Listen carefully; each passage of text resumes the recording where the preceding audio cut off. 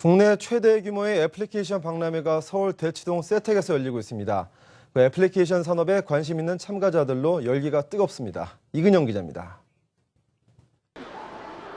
모바일 어플리케이션을 체험하는 학생들의 눈이 초롱초롱 빛납니다. 한국경제TV가 주최하는 2014 앱쇼 코리아에는 첫날 하루 만에 10,000명에 달하는 인파가 몰리며 북새통을 이뤘습니다. 해마다 20% 넘게 고속 성장하는 국내 어플리케이션 시장의 위용을 실감케 합니다. 앱 시장은 우리 스타트업 기업에게 좋은 성장의 기회를 주고 있으며 이로 인해서 창조 경제를 이끄는 핵심으로 자리매김하고 있습니다. 미래 신성장 동력 개발을 위해 국가적 지원도 강화될 전망입니다.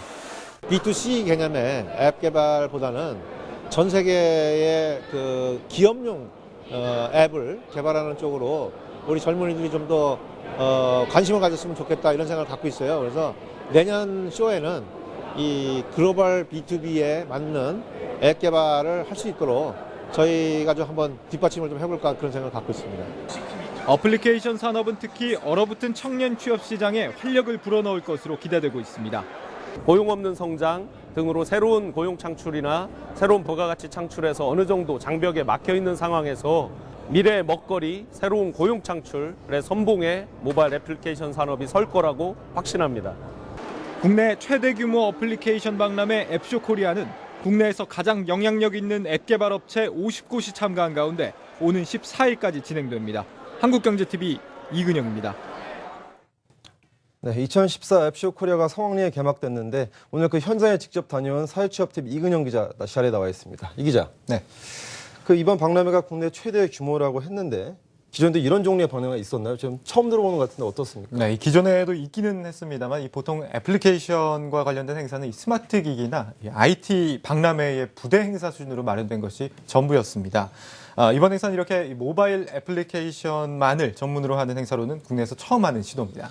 우리나라가 외국에 비해서 워낙 애플리케이션 산업이 발달돼 있다 보니까 이런다면 세계 시장에서도 아직 이런 박람회를 기대해 보기는 좀 힘든 상황인가요? 어떠나요? 맞습니다. 예, 앱쇼 코리아 이름 자체가 한국에서만 하지 않고 왠지 해외에서도 좀 열릴 것만 같죠. 이번 박람회를 통해서 대한민국이 세계 애플리케이션 시장을 주도하겠다는 포부를 담고 있다고 하는데요. 아직 세계적으로도 애플리케이션 박람회가 활성화되지 않고 있는 만큼 무궁무진한 발전 가능성을 안고 첫 포문을 열었다라고 할 수 있겠습니다.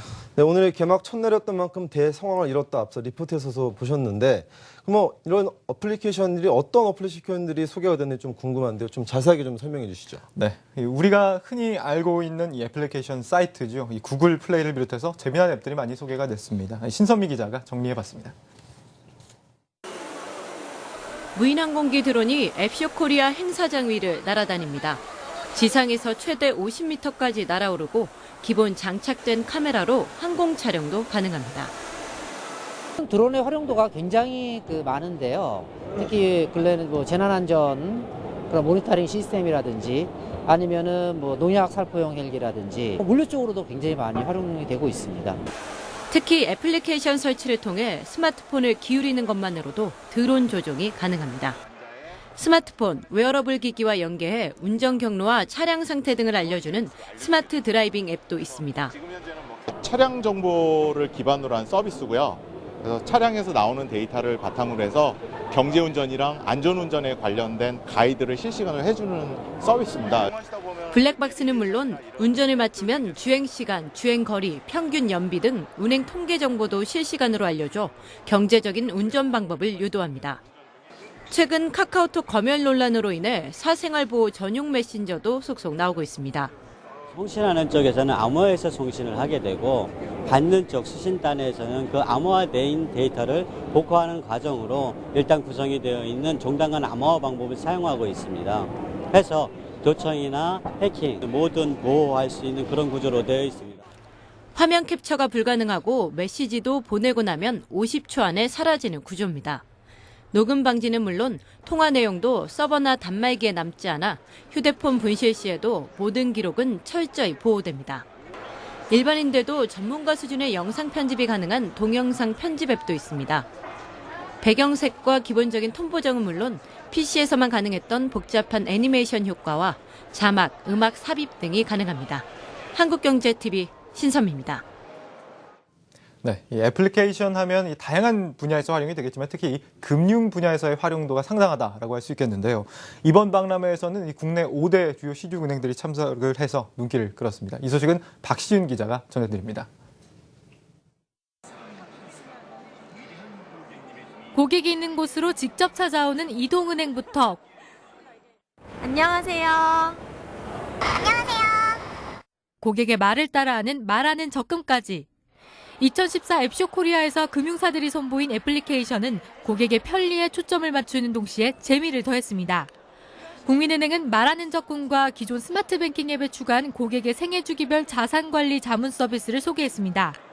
다소 딱딱하고 경직된 금융의 이미지를 말하는 캐릭터를 통해 친근감을 더했습니다. 저희 KB 말하는 적금이라는 상품은 3D 캐릭터와 적금 상품을 결합한 그 앱으로 고객님께서 게임처럼 즐겁게 이제 이용하시면서 적금 상품을 활용하실 수 있는. 신한은행은 카드나 현금 없이 스마트폰만 있으면 결제할 수 있는 모바일 직불 결제 서비스 마이 신한페이를 선보였습니다. 신한 S뱅크 앱을 통해 생성된 바코드에 가맹점의 리더기를 대면 즉시 결제가 이루어지는 것으로 최근 금융권의 화두인 지갑 없는 세상을 실감케 했습니다. 고객이 있는 현장으로 직접 찾아가는 기업은행의 스마트 브랜치. 영업창구의 기능을 태블릿 PC에 집약시켜서 입출금 계좌 개설부터 자금이체 등 금융 서비스를 영업점에 방문하지 않고 고객이 원하는 곳에서 해결할 수 있습니다. 비대면 채널에서의 고객은 저희가 직접 찾아가서 저희가 은행 업무를 처리를 해야 되는데요. 그런 경우에 저희가 그 단말기를 고객 앞에까지 갖고 가서 업무를 처리해야 됩니다. 그 창고에 오지 않아도 저희가 모든 업무를 고객 앞에서 완전히 질 수 있는. 이 밖에 우리은행은 은행권 최초로 출시한 뱅크월렛 카카오 통장과 종이 없는 통장인 모바일 통장을, 하나은행은 기존 모바일 전자지갑 서비스에 선불 충전으로 계좌 간 거래가 가능하도록 업그레이드된 N월렛을 소개해 방문객들의 발길을 끌었습니다. 참신한 기능은 물론 재미까지 더한 금융사들의 앱 향연에 방문객들의 눈과 손이 즐거운 축제의 장이었습니다. 한국경제TV 박시은입니다.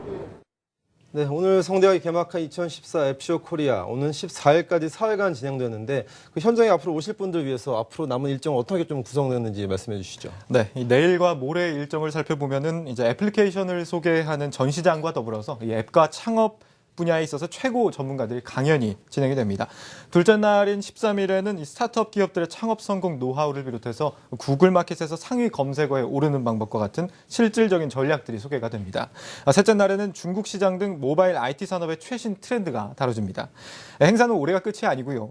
내년 7월에 다시 열린다고 하니까요. 이번에 참여가 어려우신 분들은 내년을 기대해 보셔도 좋을 것 같습니다. 네, 국내 최대 애플리케이션 박람회 2014 앱쇼 코리아 사회취업팀 이근영 기자와 함께 자세하게 한번 살펴봤습니다. 고맙습니다. 고맙습니다.